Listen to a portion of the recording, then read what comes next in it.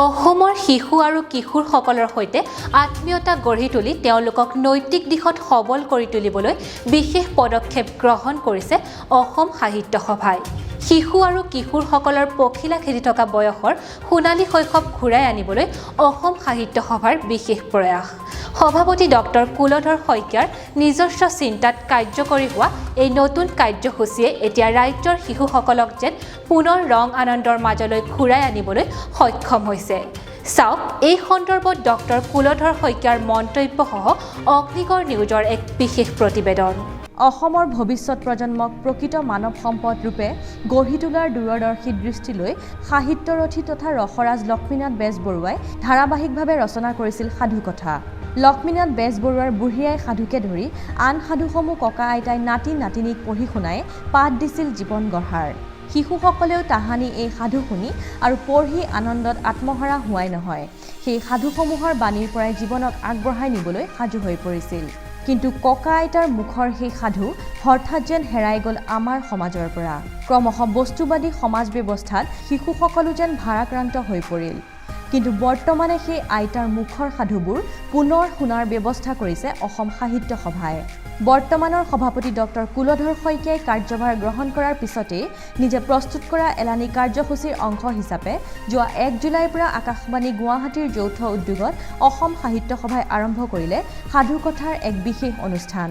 লক্ষ্মীনাথ বেজবৰুৱাৰ বুঢ়ী আই সাধুৰ পৰা ঢোঁৰাকাউৰী আৰু টিপচী চৰাই সাধুৰে আৰম্ভ কৰিলে এই আশাৰ যাত্ৰাৰ। আইতাৰ মুখৰ সাধুবোৰ ৰেডিঅ'ত শুনাৰ ব্যৱস্থা হ'ল। প্ৰতি বুধবাৰে দুপৰীয়া 12 বজাত দেওবৰীয়া অকণিৰ মেলত আইতাৰ সাধু ৰেডিঅ'তে শুনো শিতানেৰে আৰম্ভ কৰা এই অনুষ্ঠান সন্দৰ্ভত অসম সাহিত্য সভাৰ সভাপতি ডক্টৰ কুলধৰ শইকীয়াৰ মন্তব্য।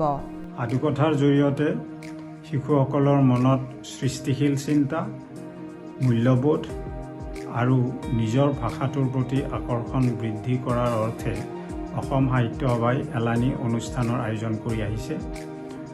এয়া চাওক 8 জুলাইত ভেকুলীৰ সাধু নামৰ এসময়ৰ সেই বিখ্যাত সাধুটো শুনাৰ ব্যৱস্থা কৰিছে অসম সাহিত্য সভাই। সেইদৰে তাৰ পৰৱৰ্তী সময়ত ৰসৰাজ বেজবৰুৱাৰ এজনী মালিনী আৰু এজোপা ফুল নামৰ সাধু। এই সাধুক আকৌ পুতলা নৃত্যৰ খ্যাত গৱেষিকা বিনীতা দেৱীয়ে পৰিৱেশন কৰিছে লোককৃষ্টিৰ অন্যতম পুতলা নাচৰ মাধ্যমেৰে।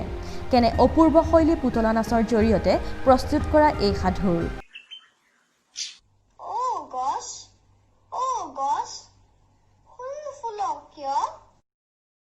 গছে উত্তৰ দিলে, মই যে ফুলিব লাগে, গৰুৱেনো মোৰ ৰাগ খাই কিয়?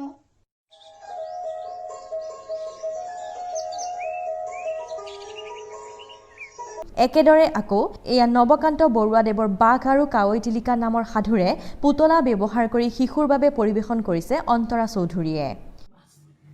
কাৱৈমাছে ক'লে, ময়ো তোমাৰ দৰে মাটিত যাব পাৰোঁ। উজানৰ সময়ত মই কাণেৰে বগোৱা বাই গছতো উঠোঁ। বাঘে লাজ পাই ক'লে, সেই বুলি সেইদৰে ক'বলৈ হ'লেতো ময়ো পানীত সাঁতুৰিব পাৰোঁ। অসম সাহিত্য সভাৰ এই অভিযানে এতিয়া সমগ্ৰ ৰাজ্যজুৰি ব্যাপক সমাদৰ লাভ কৰাত স্বাভাৱিকতে আশাৰ সঞ্চাৰ হৈছে অসম সাহিত্য সভাৰ মজিয়াত। পংকজ বৰুৱাৰ ৰিপৰ্ট, অগ্নিগড় নিউজ।